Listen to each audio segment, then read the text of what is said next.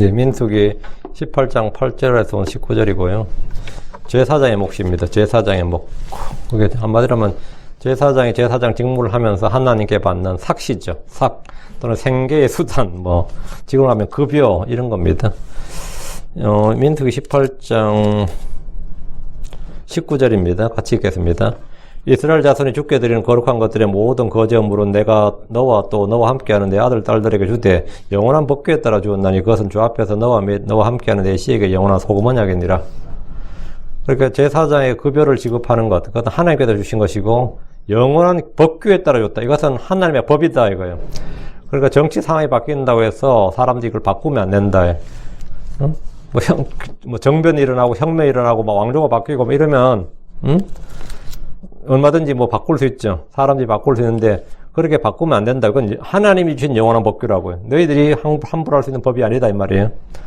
그리고 그것은 주 앞에서 너와 및 너와 함께하는 내 씨에게 영원한 소금 언약이니라. 사람들의 규례가 아니고 하나님이 정한 규례이기 때문에 어떤 이 정치 상황에서 또 어떤 환경에서도 이것은 지속되어야 된다는 겁니다. 제사장의 몫에 관한 것인데, 그 당시 시대 상황에서는 그랬지요. 이런 말도 필요 없다 이거예요. 그 당시에는 그랬지만 지금은 이런 말도 필요 없고, 이건 영원한 법규에 따라서 주님이 정하신 소금 언약이다. 너와 너와 함께하는, 너와 함께 내 씨에게 영원한 소금 언약이니라. 이건 부패할 수 없는 것이다. 이건 변할 수 없는 것이다. 이 말이에요. 바꿀 수 없는 그런 언약이다. 오늘 공부할 본문은 이 제사장의 몫에 관한 것입니다. 하나님 레위지파에게 땅을 주지 않으셨습니다. 주께서 이스라엘에게 상속재산을 분배하면서 레위지파는 상속재산을 갖지 못하는 것을 영원한 법규로 정하셨습니다. 역시 주님은 땅을 주지 않으셨다. 한 부동산을 소유하지 못하게 하셨단 말이에요. 청빈이죠, 그죠? 영원한 법규, 땅을 갖지 못하겠단 말이죠. 민수기 18장 23절에 오직 레위 사람들은 회중의 성막에서 섬기는 일을 하며 자기들의 불법을 담당할 것이고 그들이 이스라엘 자손 가운데서 상속재산을 갖지 못하는 것은 너희 대대로 영원한 법규가 될지니라. 그 레위 사람들은 언감생심, 부동산 투자를 한다든지 땅을 갈거나 이렇게 할 생각을 못 하는 거죠. 제사장들은 레위지파에 속함으로 땅을 소유하지 못한다는 법에서 예외일 수가 없습니다. 농경국가에서, 이스라엘은 농경국가입니다. 사람들은 이스라엘 자꾸 유목민족이라고 그러는데 그건 말이 안 돼요. 아브라함이나 이삭, 야곱이 왜 유목민이었겠어요? 땅이 없었으니까 유목민인 거예요. 아브라함, 이삭, 야곱은 자기 땅이 없었어요. 그 남의 땅이니까 땅이 없었다고. 그 좋은 땅, 가나안 땅이 그렇다고 몽골처럼 그런 땅도 아니고 시베리아처럼 동토도 아니고 이집트처럼 사막도 아니에요. 가나안 땅은 좋은 땅인데 문제는 땅이 없는 거예요. 땅이 없었다는 거. 근데 이스라엘이 이제 가나안 땅, 가나안을 정복하면서부터 이스라엘은 완전한 농경국가예요. 농경국가의 특징은 뭐죠? 상인이나 이런 사람들은 기분 나쁘면 동네 옮겨버리면 돼요. 플로리다 살다 캘리포니아 올 수 있고, 캘리포니아에서 텍사스로 옮겨버리고, 이런 거, 우리는 언제든 직업을 찾아서 옮길 수 있지만, 여기 내가 농토가 있다 그러면 옮길 수 있어요. 농토가 있으면 이사가 안 됩니다. 내 땅이 여기 있고, 내 집이 여기 있으면 이사가 불가능하고, 외적인 침입하면 내가 땅을 지켜야 되는 거예요. 왜? 내 땅이기 때문에. 이 땅이 있다는 거, 이건 엄청난 게, 그러다가 이스라엘은 농경국가다고요. 농경국가에서 땅이 없다는 말은 뭐가 없는 거예요? 그냥 당연히 땅만 없다는 게 아닙니다. 고대 봉건국가, 농경국가에서 땅이 없다는 말은 재산이 없다는 말인 동시에 뭐가 되는 거죠? 권력이 없다는 말입니다. 땅이 없다는 말은 땅 없는 권력이 없는 거예요. 봉건국가에서 왕이나 영주들, 귀족들, 권세자들은 일반적으로 넓은 봉토를 가지고 있는 거예요. 그걸 바탕으로 뭡니까? 영지를 소유하고, 그걸 이제 토장농을 준다든지, 거기서 나는 걸로, 거둬들이기도 하고, 세금도 걷고, 자기 땅에서 나는 걸로 해서, 사람들 용병도 쓰고, 군사력도, 그 땅에서 모든 그 막강한 경제력을 바탕으로 권력을 유지하는 겁니다. 농경국에도 당연히, 고대 국가에서는 정치력이란 말은 곧 땅을 얼마나 소유했느냐에 왕실 토지가 얼마나 있느냐가 핵심이에요. 귀족들은 귀족들의 재산이 얼마냐, 그건 땅을 얼마나 갖고 있느냐가 핵심이라고. 그럼 하나님은 처음 건국 때부터 이 하나님께서 각 지파와 각 사람들에게 땅을 나누어 주시고 그 땅을 사고 팔지 못하도록 하셨고, 왕이나 권력자들이 백성들의 땅을 빼앗거나 사들일 수 없도록 하신 거예요. 그러니까 완전한 토지개혁이 그 토지개혁이 완전히 이루어진 나라가 후대가 아니라 처음 국가가 시작될 때부터 완전한 토지개혁이 이루어진 나라, 그 부동산 투기가 없는 나라가, 있을 수 없는 나라가 이제 이스라엘이 된 거예요. 그 땅을 빼앗지도 못하고 사들일 수도 없단 말이에요. 레기 25장 3절에 땅을 영원히 팔 수 없나니 땅은 내 것이니라 너희는 나그네요 나와 함께 머무는 자니라. 땅은 내 것이니라. 땅은 영원히 팔 수 없나니. 그러니까 이스라엘 땅은 하나님 것이고 그들이 하나님께 받은 것을 다 이렇게 상속 유업으로 갖고 있는 거란 말이지. 그죠? 그런 개념이었단 말이지. 덕분에 이스라엘 민족은 부동산이 정치 문제나 사회 문제가 될 수가 없었습니다. 땅을 바탕으로 백성들을 억압하거나 착취할 수가 없었어요. 응? 각자가 다 자기 땅을 갖고 있고 자기 하나님께 받은 자기 유업을 가지고 있으니까 뭐 사실은 중앙 집권제니 뭐니 해봐야 소용없는 거예요. 전부 다가 사실은 이스라엘은 사실 전부가 중농주의 모두가 중산층이에요. 사실은 다 시작 때부터 그래 돼 있는 거예요. 특별히 뭐 빚을 지거나 그렇지 않은 이상은 땅을 다 갖고 있었다고. 응? 한마디로 말하면 이제 이스라엘 백성들은 그 경제적 자립을 갖고 있었다. 개개인이 모두가 뭐 중국의 유럽은 뭐 소상공인 해가지고 뭐 이 시민사회가 이루어졌다지만 이스라엘은 처음부터 전부 다 지주였어요. 모두가 지주계급이라고. 프로레탈리아 계급이라는 게 없다고. 다 지주계급인 거예요. 그런데 지주가 아닌 사람들이 있었으니 레위 사람들이에요. 레위 사람 땅이 없는 거예요. 응? 그 레위 지파는 주께 받은 땅이 없으니까 한마디로 뭐 경제적 바탕이 없는 겁니다. 경제적 바탕이 없다는 말은 내가 거두어들이는 재산이 없다는 말은 뭐죠? 권력도 없어요.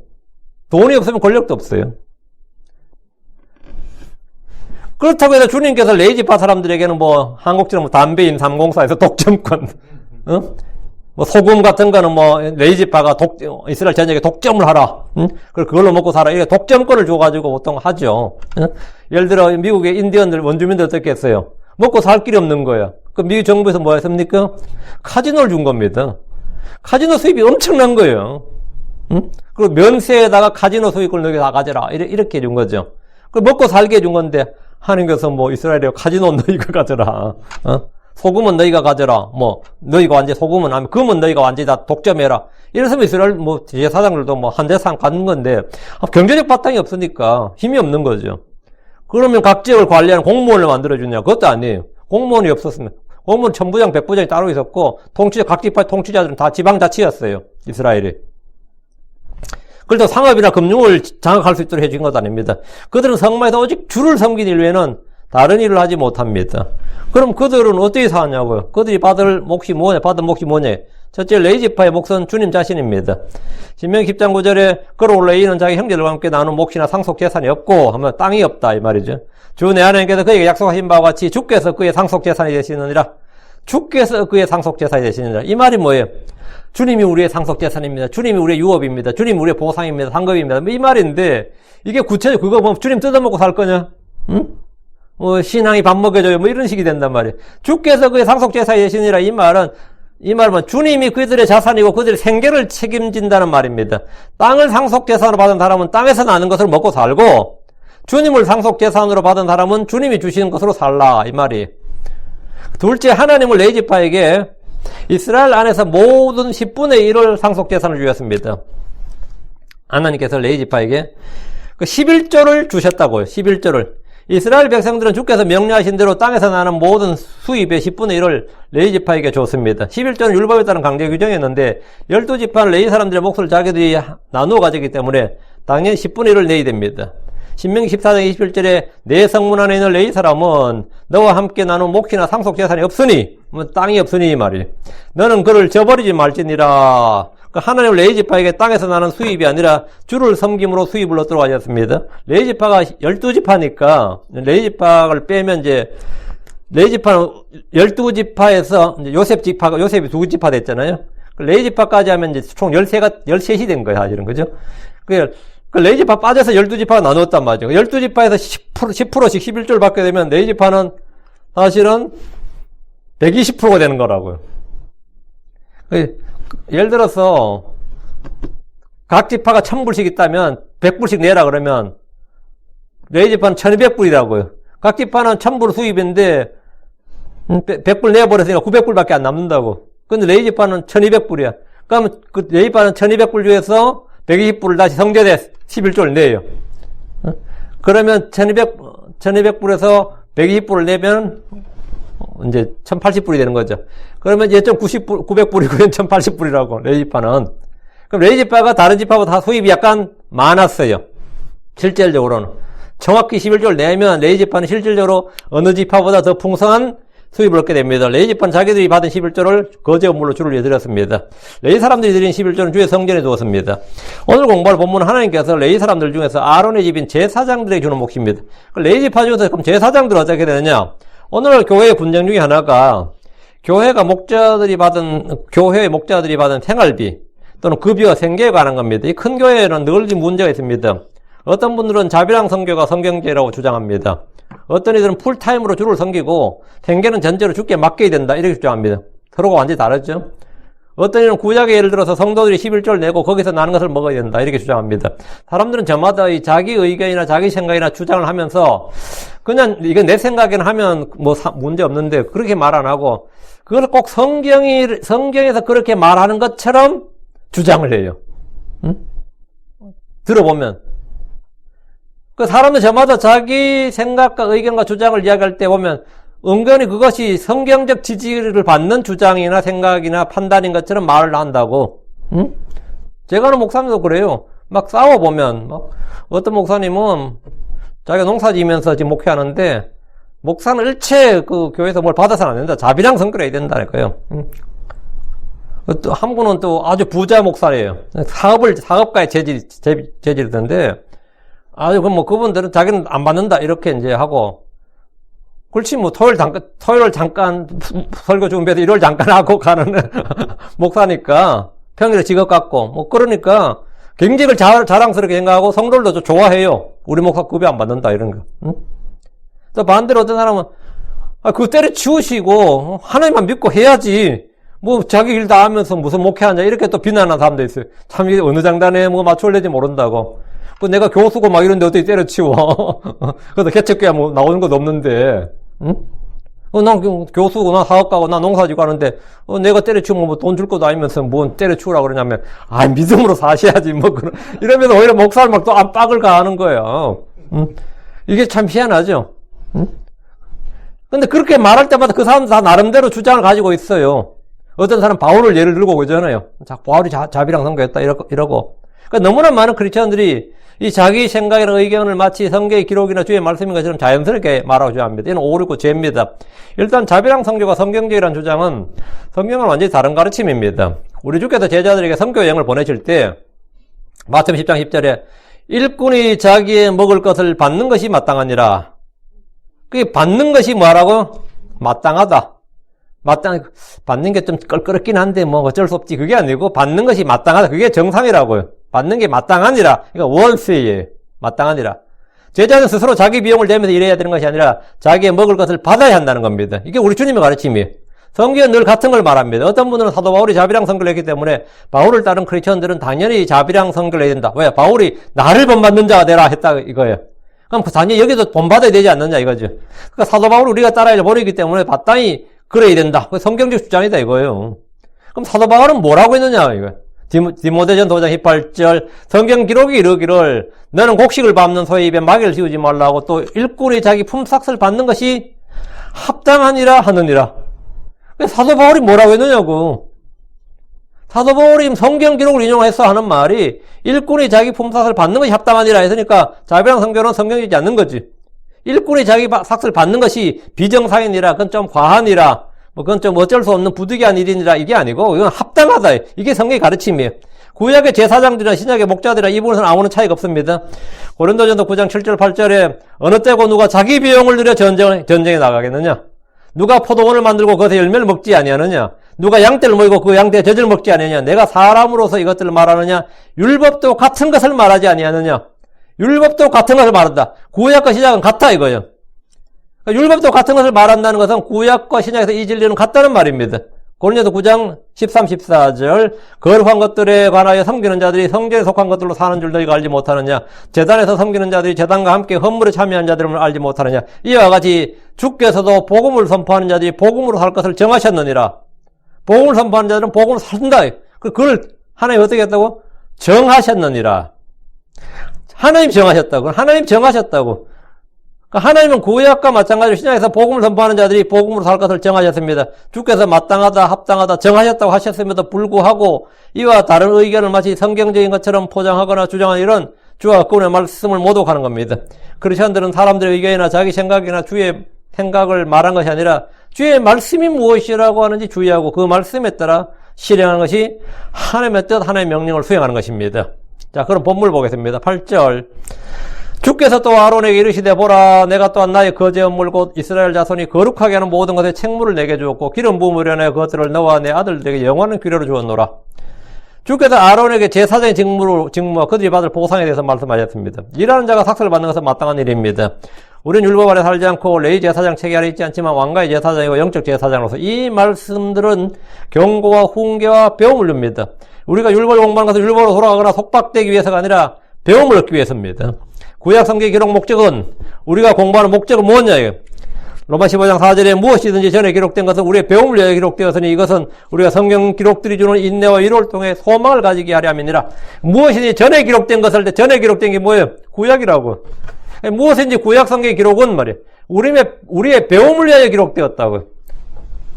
여기서 우리가 배워야 된다고. 우리가 성경 기록들이 주는 인내와 위로를 통해 소망을 가지게 하려 함이니라. 이게 우리가 구약을 공부하는 목적이고 이유입니다. 우리는 영적 희생물들은 거룩한 제사장들로서 구약의 기록들을 공부하는 것은 큰 유익이 됩니다. 간혹 크리스천들 중에서 그건 구약이지 않습니까? 그건 구약 율법 시대 이야기 아닙니까? 지금 복음을 전하는 우리가 구약의 율법을 갖고 이야기하는 이렇게 강하게 거부하거나 배척하는 이들이 있습니다.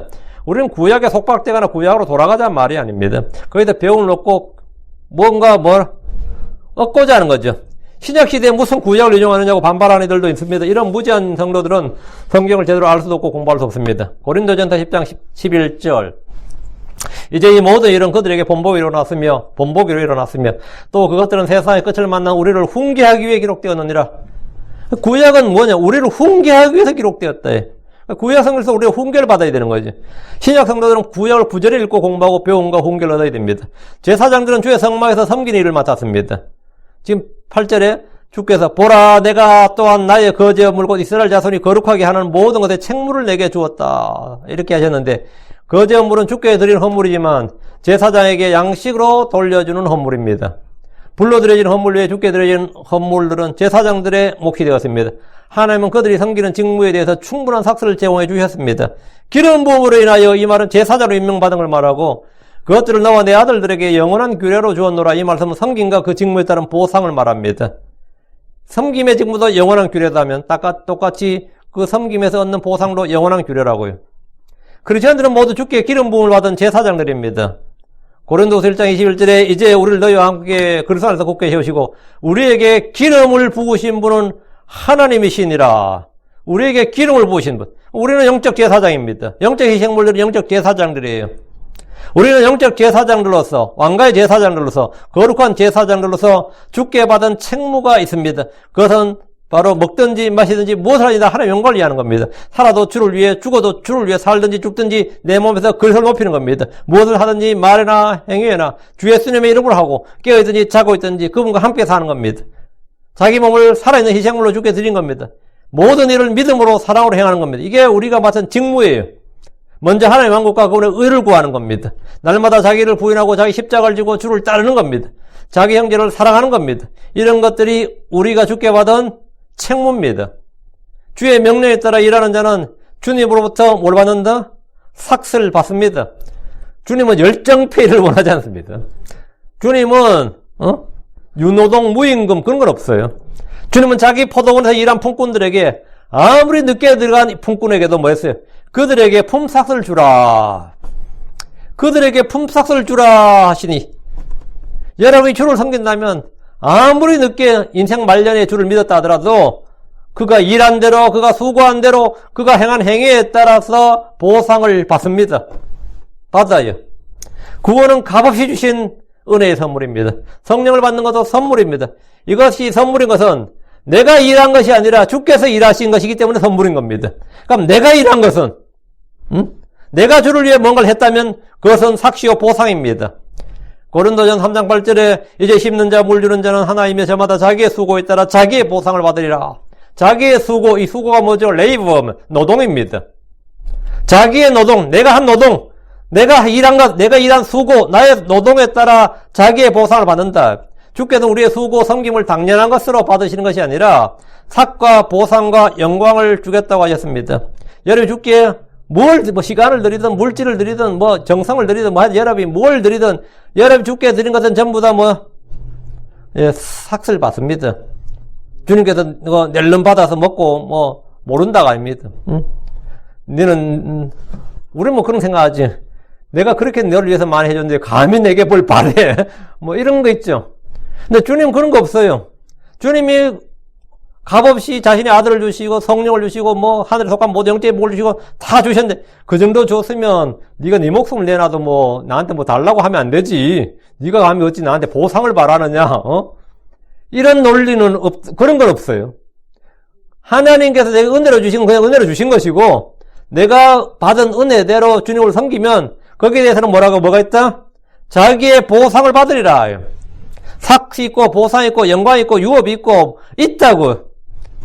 계시록 2장 3절에 또 내가 너희 행위에 따라 너희 각 사람이 주리라.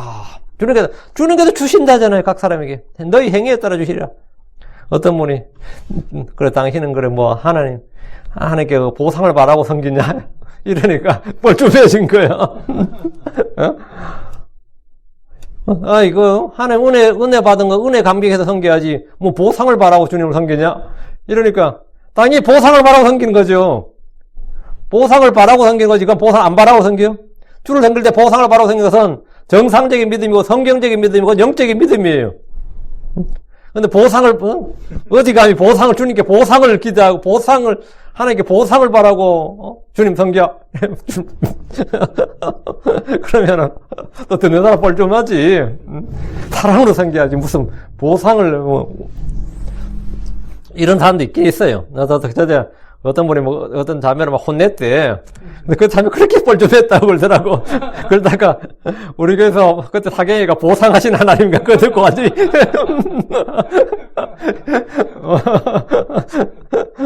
그런 일이 있었어. 주님께 내가 주리라 했는데 이 말씀은 주를 위해 일하는 사람들에게 주는 가장 강력한 위로 힘입니다.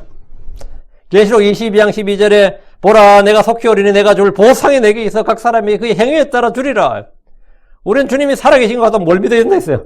보상해 주시는 분을 믿어야 된다고. 보상을 믿는 거예요. 주님은 아론과 그의 아들들에게 섬김의 직무와 그에 따른 보상을 영원한 규례로 주었습니다. 9절 이것 즉 지극히 거룩한 것들 중에서 불사르지 않고 남겨둔 것은 내 것이 되리라. 그들이 내게 바칠 그들의 모든 봉헌물과 모든 음식물과 모든 제물과 모든 범법 헌물은 너와 내 아들들에게 지극히 거룩한 것이 되리니. 그러니까 이스라엘 사람들이 소를 갖고 오고 양을 갖고 오고 염소를 가지고 그랬잖아요. 거기서 불태워지는 것은 불타버려서 그거는 못 먹는 거니까 불타는 거 빼고는 뭐라고요? 다 주님의 것이다. 다 제사장 대목이 된다고. 너와 내 아들들에게 지극히 거룩한 것이다. 여기 보면 남겨둔 것은 내 것이 되리라. 너와 내 아들들에게 지극히 거룩한 것이 되리라. 내 것이 되리라. 뭐의 것이 되리라. 이러죠. 이거 뭐예요? 이거 소유죠. 이건 주님께서 삭을 주신다. 내 것이 되리라 했단 말이죠. 이 말은 주께서 그들에게 몫을 주셨다 이 말입니다. 이것은 제사장들이 성막에서 주를 섬긴 대가로 하나님 주시는 삭시고 그들의 노동에 대한 수고, 그 노동의 수고, 그에 대한 양식이고 몫입니다. 제사장 직무는 무급봉사나 명예직이 아닙니다. 그럼 평생 뼈 빠지도록 하고 그냥 청변화 가난하게 살면서 하늘만 바라보고 이게 아니고 주님은 그들이 생계를 걱정하지 않고 이 땅에 대한 소망 없이 땅에 대한 어떤 탐심이나 욕망 없이 충분히 섬길 수 있도록 지급하신 거예요. 지극히 거룩한 것들이란 주께 드려진 희생물, 헌물을 말하고 주께 드려진 헌물 중에서 불사르지 않고 남겨둔 것이란 번제단에서 불사른 희생물 외에 이 양을 가져온다고 양을 전체를 불사른 건 아니거든요. 일부만 불사르지. 그러니까 그 나머지 몫은 전부 제사장들의 몫입니다. 그들이 내게 바칠, 주님께 바칠 그들의 봉헌, 모든 봉헌물, 모든 음식물, 모든 제물, 모든 범법물은 아론과 그의 아들들에게 지극히 거룩한 것입니다. 이건 엄청난 거, 이거는. 지극히 거룩한 것이되라. 이 말씀은 그들이 먹을 몫이 되고 제사장들 외에 다른 이들은 먹을 수 없다는 겁니다. 한마디로 이건 제사장 전용이에요. 주께 드려진 헌물을 주께서 제사장들에 주셔서 그들이 성소 내에서 먹을 수 있도록 하셨습니다. 10절. 너는 지극히 거룩한 처소에서 그것을 먹을지니라. 모든 남자가 그것을 먹을지니 그것은 내게 거룩하리라. 주님 제사장들에게 먹을 처소를 정해주셨어요. 너는 지극히 거룩한 처소에서 그걸 먹어라. 이 말은 뭐냐면 지극히 거룩한 처소, 성막의 뜰 안에서 거기서 먹으라고요. 헌물들을 먹으라고요. 모든 남자가 그것을 먹을지니 이 말씀에서 모든 남자는 기름 부을 받아서 주의 거룩한 제사장으로 부름받은 모든 남자를 말합니다. 주께 드린 헌물 중에서 제사장들 외에 제사장들의 가족들도 먹을 수 있는 것은 화평헌물 중에서 불사르지 않는 가슴과 넓적다리 및 기타 음식 헌물의 첫 열매 등은 만약 그가 부정하지만 않다면 제사장 가족의 모든 남녀노소가 다 먹을 수 있습니다. 주께서 너는 그것을 먹을지나 이 말씀대로 주의 일을 하는 사람은 주께서 주시는 양식을 먹습니다. 크리스천들이 이 땅에서 주를 섬기는 동안 먹을 것과 입을 것을 염려하지 않아도 됩니다. 먼저 하나님의 왕국과 그의 의를 구한 이들은 주께서 그의 모든 필요를 공급하십니다. 주께서는 우리에게 필요한 모든 것을 더하십니다. 11절. 또 내 것은 이러하니 곧 이스라엘 자손의 모든 요제헌물과 더불어 그들의 예물의 거제헌물이라. 내가 그것들을 너와 함께하는 내 아들 딸들이 주되 영원한 법궤에 따라 주어 선정 내 집에서 정결한 자마다 그것을 먹을지니라. 주는 제사장들에게 또 내 것은 이러하니라 하고 하심으로써 그들의 몫을 지정해 주셨는데 요제헌물과 거제헌물입니다. 요제헌물과 거제헌물은 주께서 제사장들과 그의 가족들에 주셨습니다. 제사장이 주를 섬길 때 주님은 제사장의 가족들의 생계도 책임져 주십니다. 오늘 어떤 이들은 불교의 성녀들이나 캐톨릭의 사제들처럼 이 목사들도 결혼하지 말고 독신으로 지내야 뭐 자기 부인이나 자기 그 처자식이라고 그러죠. 부인이나 가족들, 아들들, 딸들 말이야. 가족들 부양하기 위해서 욕심 부리지 않고 뭐 물려줄 재산도 모으려고 하지 않을 거고 자식들 교육시킨다고 재산 모으려고 하지 않고 이 청렴하게 살 것이다 이렇게 주장합니다. 들어보면 어때요? 맞는 것 같잖아요. 응? 독신으로 만들어놔야지. 응? 독신으로 만들어놔야지. 그런 거 안 할 거 아니냐. 물려줄 재산도 없고 키울 자식도 없고 뭐 마누라 등살에도 안 살리고 이렇게 해서 그 목사들도 개신교도 캐톨릭처럼 안에 성녀들처럼 결혼시키지 말아야 된다고. 응? 또 그렇게 자연스럽게 가면 또 설득력이 있어요. 여기도 듣는 사람들이 그런 것 같아. 또 이런 사람도 있지. 그러니까 성경은 전혀 그렇게 말하지 않습니다. 우린 자기 의견이 중요한 게 아니에요. 사람들의 견해가 중요한 게 아니에요. 성경은 뭐라 하죠? 남자가 홀로 지는 것이 좋지 못하다 그럽니다. 하나님은 제사장들에게 결혼하게 하셨습니다. 대언자들도 결혼했습니다. 사도들도 결혼했습니다. 감독들과 집사의 자격 요건이 뭐죠? 하나님의 남편이며 자녀들을 두어야 된다는 겁니다. 이게 성경의 감독 요건이에요. 신구약 성경 어디에도 독신사역, 독신자 목회란 건 없습니다. 주께서는 제사장들을 모이고 제사장들에게 너와 함께하는 내 아들, 딸들이 주대라고 하셨습니다. 많은 크리스천 사역자들이 가난에 찌들다 보니까 가족들을 부양하지 못한다는 하소연을 합니다. 실제로 그런 분들 많이 있어요. 애가 상당히 음악에 재주 있는데 이 과외를 시킬 수가 없는 거예요. 음악은 돈 많이 들어요. 근데 우리 애가 미술에 상당히 재주가 있는데 미술학원을 보낼 수가 없는 거예요. 자원교회 목사들이 급여도 안 나오는 판국이 무슨 미술학원을 보내.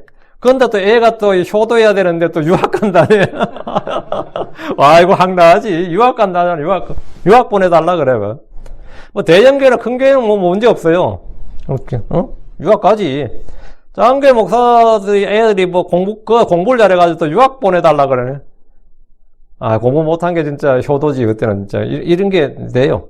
이게 완전히, 그렇게 또 가르치는 피아노 교수가 그렇게 재주가 있습니다. 꼭 키워주십시오. 막 이러면 또 옆에 부축이니까. 제가 아는 분이 그랬어요. 이거 정말 미치겠다고 그러더라고요. 이게 참 슬프고 안타까운 일이죠. 가족을 부양을 잘 못한다. 하소연 많이 합니다. 현실입니다. 물론 대형교회 목사들이 막 탐욕적이라고 비난하지만 그건 진짜 극소수예요. 탐욕적인 목사가 몇 명이 있을 것 같아요. 진짜 솔직히 한국에 예를 들어 10,000명이 목사를 하시면 탐욕적인 목사는 100명이 안 됩니다.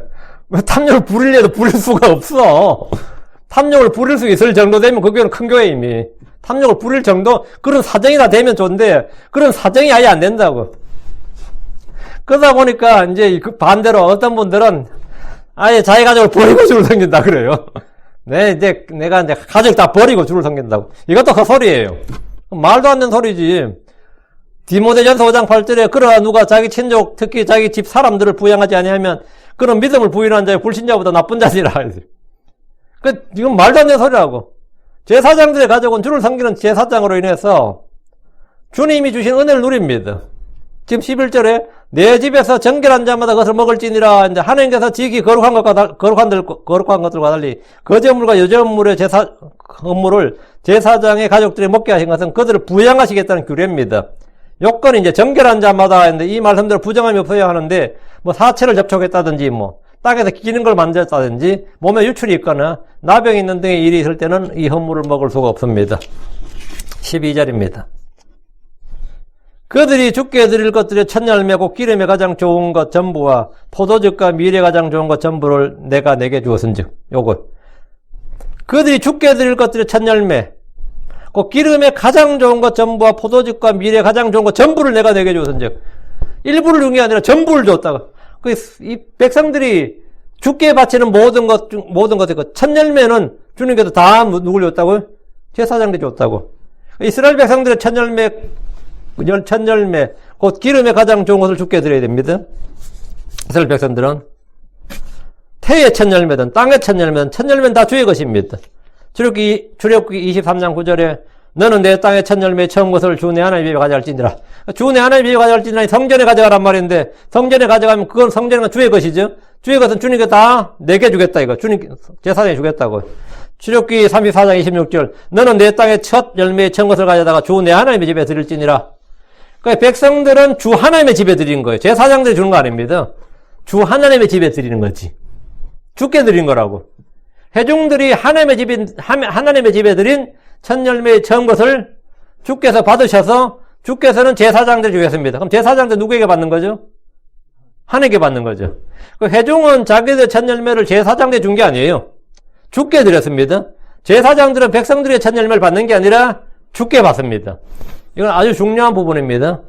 이거 오늘날 크리스천들의 헌물에도 동일한 교훈이 적용됩니다. 성도들이 교회에 와서 헌금을 하는 것은 목사에게 하는 거 아닙니다.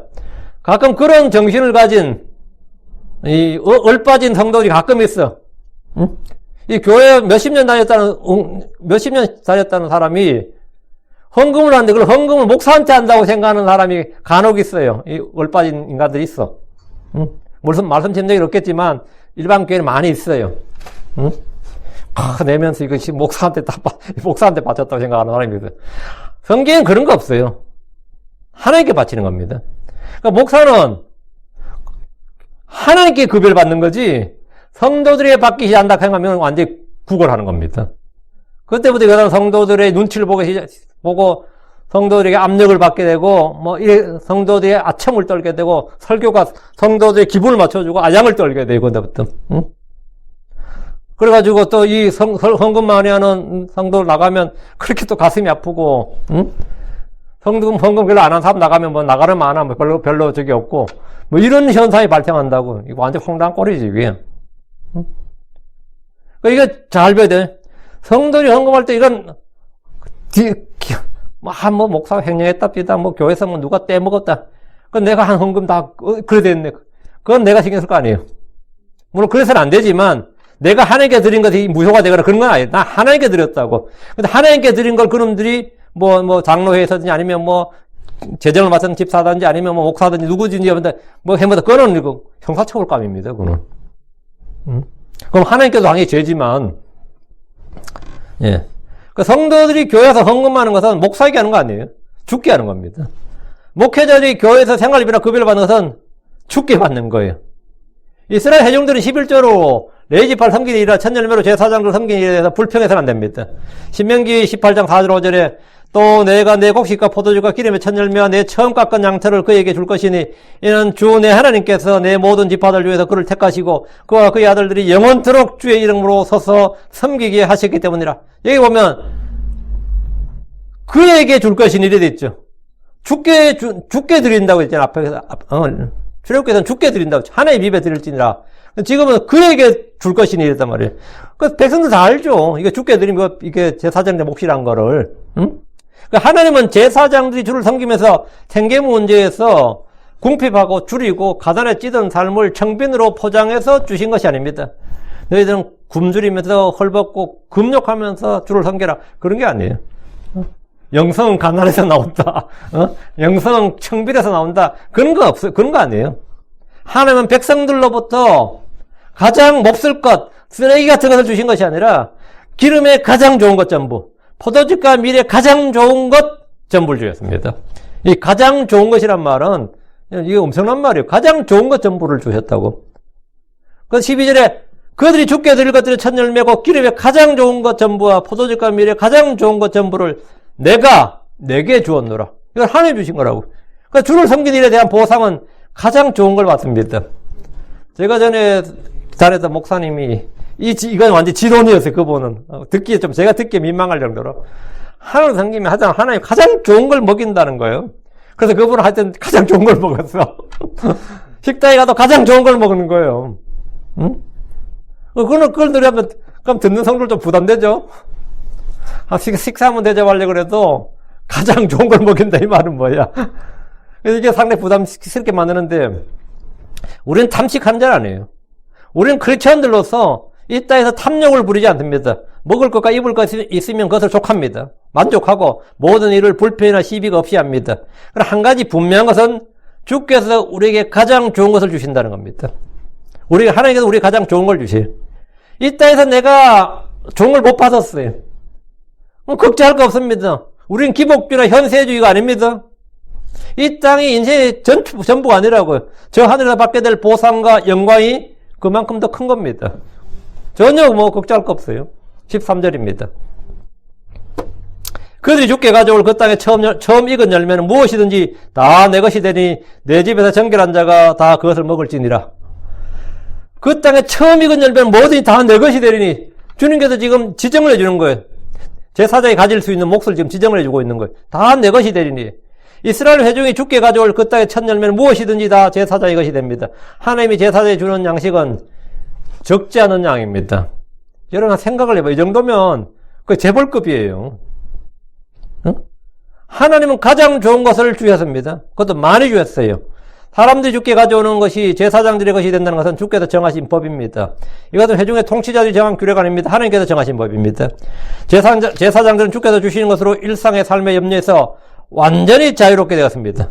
그들은 소유할 땅이나 갖고 할 과수나무나 먹여야 할 가축이 없었습니다. 그들은 자식에게 물려줘야 될 유산 문제도 없었습니다. 제사장들이 뭐 물려줄 유산이 어디 있어요?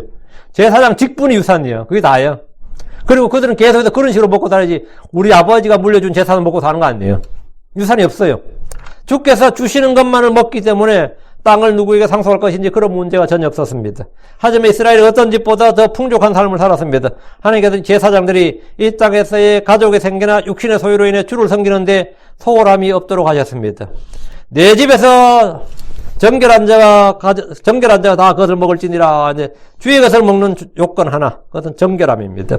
제사장뿐만 아니라 제사장의 가족들은 부정한 것에 연루되지 않아야 됩니다. 자신을 부정하게 하면 당장 그날의 음식을 먹을 수가 없습니다. 이는 우리가 주의 은혜를 누리기 위해서 자신을 깨끗하게 해야 한다는 사실을 말해줍니다. 주께서 부어주시는 은혜를 받고 복을 받고 각양 좋은 선물을 받고 주의 말씀을 받아 먹으려면 우리는 정결한 자가 되어야 됩니다. 주의 말씀의 물로 씻음받고 주의 피로 씻음받고 성령이 새롭게 하심으로 깨끗하게 되어야 됩니다. 성경 말합니다. 디모데후서 2장 19절. 그럼에도 불구하고 하나님의 기초를 확고히 서 있고 거기엔 주께서 자신의 백성인 자들을 아시느니라며 또 그리스도의 이름을 부르는 자마다 불법에서 떠날지어다는 글이 담긴 이 봉인이 있느니라. 불법에서 떠날지어다. 그리스도의 이름을 부르는 자마다 불법에서 떠날지어다. 주의 피는 모든 죄에서 우리를 깨끗하게 씻어줍니다. 주의 말씀을 마음에 받으면 그 말씀이 우리를 씻어줍니다. 주께서는 줄인 자들에게 언제나 생명의 빵을 넉넉하게 공급해 주십니다. 14절입니다. 이스라엘 안에서 전적으로 봉헌된 것은 다 내 것이 되리라. 지금 주님께서 제사장들이 내 것이 되리라 한 것이 굉장히 많죠. 이스라엘에서 전적으로 봉헌된 것은 다 내 것이 되리라. 이스라엘에서 전체로 봉헌된 것이란 주께 드려진 것, 주의 소유로 바쳐진 것을 말합니다.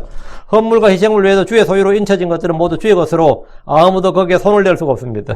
여리고에서 아가는 전체로 봉헌된 것, 즉 주의 것을 훔쳤다가 멸망했습니다. 아나니아와 삽비라는 자신의 땅을 팔아 전체로 주께 바쳐진 것의 일부를 숨겼다가 멸망했습니다. 서원으로 주께 드린, 맹세로 주께 드린 것은 주의 것입니다. 그건 건드리면 멸망합니다. 이건 근데 이건 제사장의 것이라 내 것이 되리니. 이 구절을 이용해서 바리새인들은 고르반이라는 전통을 만들었어요. 전체로 봉헌된 것은 주의 것이다 그랬죠. 고르반 이 말이 뭐냐면 주의 것이다, 주께 드릴 것이다 이러면 그럼 부모도 손 못 대는 거지. 부모를 공경할 때 써야 할 어떤 물건 아니 재물을 주께 드렸다 해버린 거예요. 그러면 부모를 공경하지 않아도 되는 거지. 그것 가지고는 그 물건이 이미 주께 드려졌으니까 주의 것이니까. 이런 식으로 해서 부모를 섬기지 않아도 면제를 받았는데 주님 율법을 악용해서 다른 율법을 어기는 그들의 위선과 불법을 정죄하셨습니다. 전적으로 봉헌된 것이 주의 것임을 레위기 27장 28절 29절에 나옵니다. 그럼에도 불구하고 전적으로 봉헌한 것, 즉 어떤 사람이 자기의 모든 소유 중에서 주께 전적으로 봉헌한 물건은 사람이든지 짐승이든지 그의 소유 바치든지 팔지도 못하고 무르지도 못하니 전적으로 봉헌한 것은 다 주께 거룩한 것이니라. 주께 지극히 거룩하니라. 전적으로 봉헌된 자하고 사람들 중에서 전적으로 봉헌될 자는 결코 무르지 못할 것이며 반드시 죽일 것이니라. 그런데 율법은 이렇게 주의 것이 된 것들이 다 제사장들의 것이 될 것이라고 하십니다. 주 하나님은 자신에게 들어진 것들을 아낌없이 모두 제사장들에게 주셨습니다. 백성들이 주를 공개하고 법대로 주를 잘 섬길수록 제사장들이 더욱 풍성하게 됩니다. 백성들이 주와 그분의 법을 버리면 제사장들 역시 가난하고 줄이게 됩니다.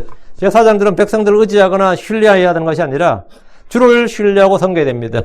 주의 법을 백성들의 가르침으로 그들이 복을 받게 됩니다. 제사장들은 결코 자신의 삶에 대해 불안해하거나 불평하지 말아야 될 뿐 아니라 탐욕을 부려서도 안 됩니다.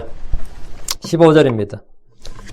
그들이 주께 가져오는 바 모든 육체의 태를 여는 것은 사람이나 짐승이나 다 내 것이 될 터이나 그럼에도 불구하고 너는 사람에서 처음 난 자는 반드시 대속할 것이요 부정한 짐승의 첫 새끼도 대속할지니라. 대속할지니라 이 말은 뭐냐면 돈으로 가져올지니라 이 말이에요. 쉽게 말하면 이걸 속전이라고 해. 속전. 은으로 가져왔죠. 응? 모든 이스라엘 남자들은 이제 20세부터 60세까지는 반세겔, 은 반세겔 성전세를 냈고, 첫 태생은 5세겔, 5세겔을 냈어요. 5세겔을. 그러면 이제 이스라엘은 뭐가 되는 거지? 그러면 이제 제사장들은 뭐가 생기는 거죠? 이제 아까는 헌물, 열매, 기름, 밀 이런 거 갖고 오는 거 있잖아요. 여기서 처음에 이제 돈이 생기는 거예요. 그 이제 제사장들은 생각을 해봐요. 집집마다 장잔이 있을 거 아니에요. 그리고 짐승, 농경국가니까 당연히 짐승들은 채색기 당연히 있는 거고. 이거를 전부 다 대속을 하면 엄청난 건 양이지, 사실은. 그들이 주께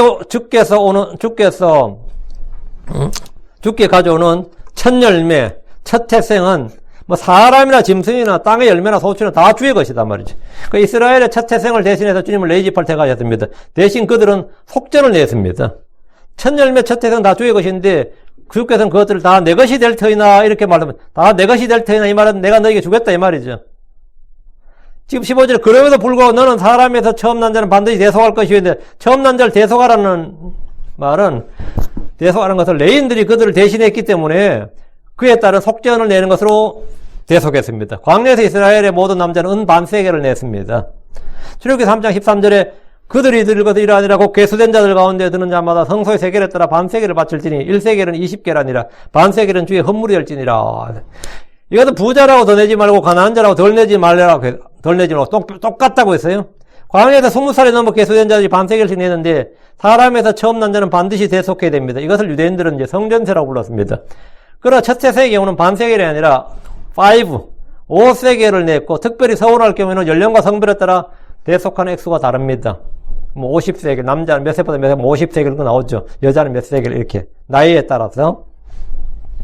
부정한 짐승의 경우에는 첫 태생을 주께 드려도 주께서 받을 수 없기 때문에 정결한 짐승으로 대신했습니다. 나에게 첫 새끼는 어린 양으로 대속하는 식입니다. 사람의 경우는 타국인이 아니면 이스라엘 자손 가운데서 처음 난 자는 모두 다 대속해야 됩니다. 주님은 백성들이 대속할 것들이 다 내 것이 되리라 하셨습니다. 16절 너는 남지 한 달이 넘어 대속받을 자들을 내가 정한 값대로 성소의 세겔에 따라 5세겔의 돈으로 대속할지니 1세겔은 20개라니라. 한 사람당 5세겔로 한 달이 넘어 대속받을 자들 그러면 이제 첫 태생이죠. 첫 태생 장자를 대신해서 5세겔을 받았는데 이스라엘 남자들이 성전에서 내는 속죄는 은 반세겔인데 첫 태생의 대속은 5세겔의 돈을 내도록 했습니다. 이것은 한 집의 장자를 위한 것으로 평생 한 번만 내는 겁니다.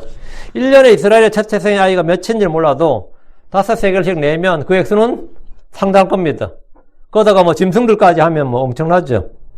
반세겔씩 내는 돈은 성전에서 사용되었고요. 이제 이스라엘 전 백성이 낸 거니까, 그건 이스라엘 성전 보수, 유지 비용으로 사용되었고, 매일 아침 저녁으로 드리는 번제용 헌물을 사고, 빵이나 향을 만드는 일이나 성전 유지 및 보수용으로 사용됩니다. 첫 태생을 위한 대속으로 드리는 5세겔씩 내는 이 돈은, 성전 유지 비용이 아니고, 운영비가 아니고, 이건 제사장의 몫이에요. 제사장 월급이라고, 급여라고. 그 제사장은 제단에 드리는 고기와 음식과 음료 헌물 외에도 충분한 돈을 받았습니다. 그 경제활동이 충분히 가능했던 거죠. 이걸로 살려면 얼마든지 사고 파고 다 할 수 있는 거죠. 이런 덕분에 이스라엘에서 제사장 가문은 경제적으로 엄청난 부자였음을 쉽게 알 수 있습니다. 땅은 안 가졌는데 엄청난 부자였다는 건 쉽게 알 수 있는 거죠. 17절입니다. 그러나 너는 암소의 첫 새끼나 양의 첫 새끼나 염소의 첫 새끼는 대속하지 말지니라. 그것들은 거룩하니 너는 그것들의 피를 제단에 뿌리고 그것들의 기름은 태워서 불로 예비한 헌물로 주께 향기로 냄새로 드릴지니라. 암소의 첫 새끼나 양의 첫 새끼나 염소의 첫 새끼는 대속하는 것이 아니라 그것들은 바로 헌물로 드립니다. 부정한 짐승의 첫 새끼는 대속할 필요가 있지만 소나 양이나 염소와 같이 정결한 짐승은 대속을 필요로 하지 않습니다. 주께서 그것들은 거룩하니 그것들의 피를 제단 위에 뿌리고 기름은 태워서 불로 예비하는 헌물로 주께 향기로운 냄새로 드리라 하셨습니다. 가슴은 요제 헌물로, 오른쪽 어깨는 거제 헌물로 드리고 다른 부분은 모두 태워서 주께 향기로운 헌물로 드리면 됩니다.